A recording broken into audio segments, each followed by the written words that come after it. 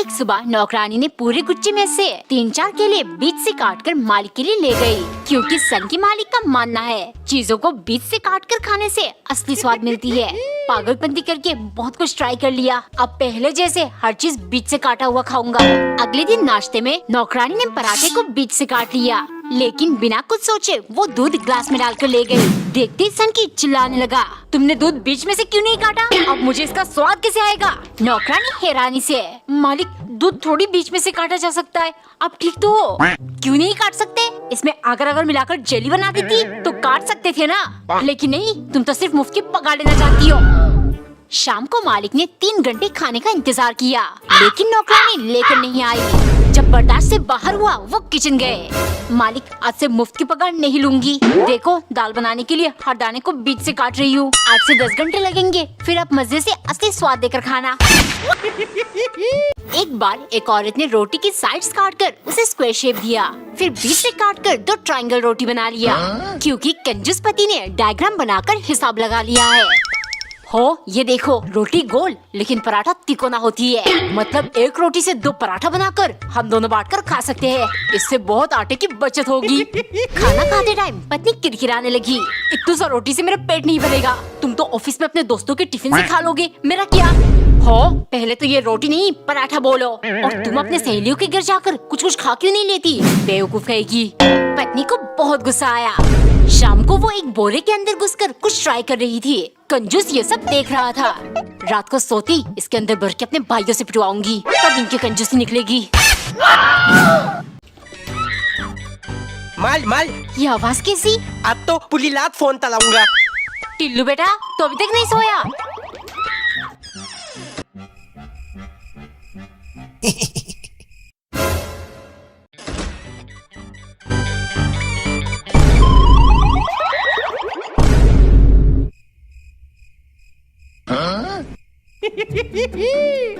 मेरा प्यारा टिल्लू तो सो रहा है, तो फिर ये आवाज कैसी? लगता है मम्मी चली गई। मम्मी तो गया बेटे। एक बार एक औरत चीनी पिघलाकर डलगोना कैंडी बना रही थी, तभी उसका बेटा टिल्लू आया। मम्मी, डलगोना कैंडी बनाती नहीं?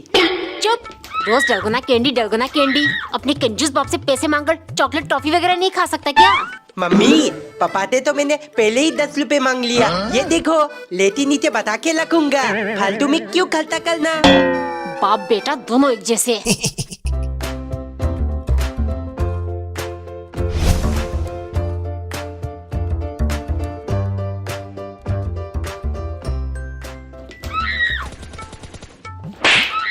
अपने कंजूस बाप के नक्शे कदम पर मत चलना, वरना तुझे मार मार के बर्ता बना दूंगी मैं।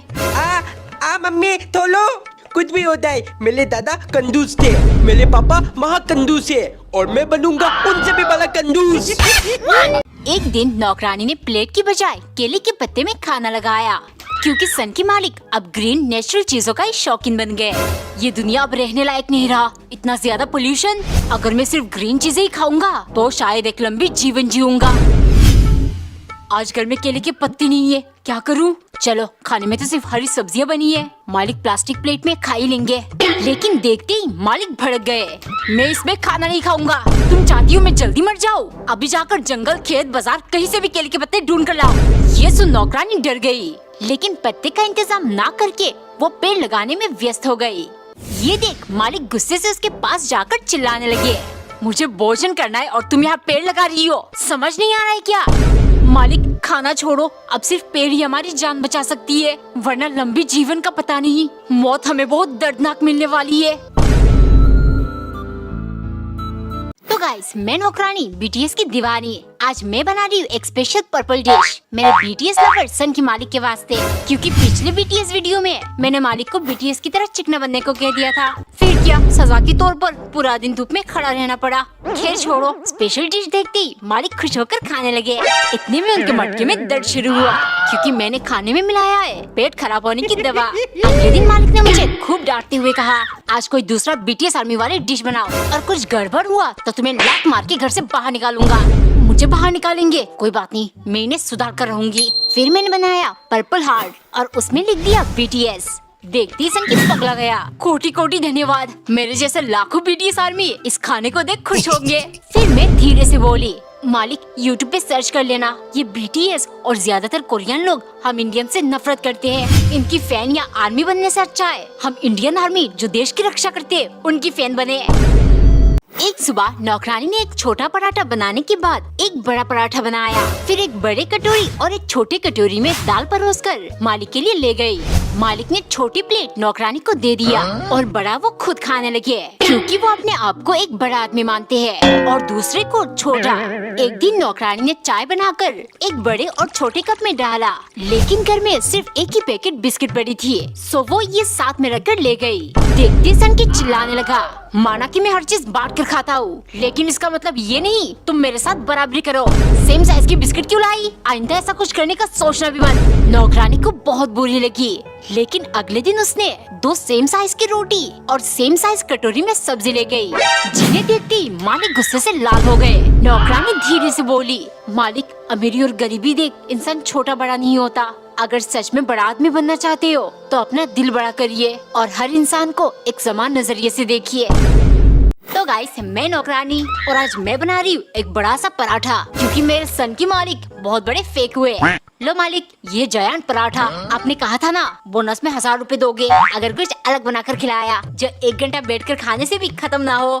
1 घंटा? मैं तो ये 1 मिनट में खा सकता हूँ। दोपहर को कुछ और बनाना, फिर बोनस दूंगा। फिर 1000 रुपए के लालच में दोपहर को मैंने पुलाव, रायता, दाल मखनी, सलाद बहुत कुछ बनाया, लेकिन सन की फिर फेंकने लगा।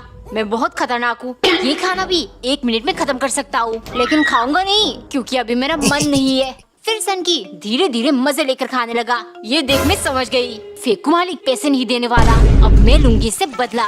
फिर मैंने एक प्लान बनाया, मालिक अब तो बहुत खतरनाक और महान हो, अगर 1 मिनट तक इसके अंदर सांस रोक लिया तो पगार में 1000 रुपए कम दे देना मुझे।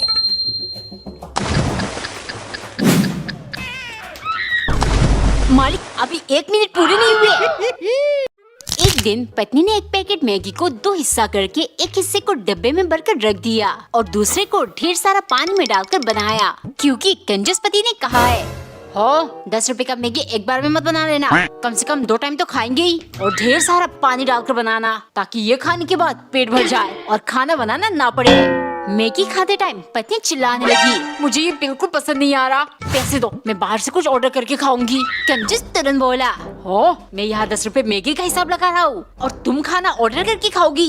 अगर पैसा बर्बाद करना है तो अपने माँ बाप से मांग कर करो। ये सुन पत्नी दंग रह गई।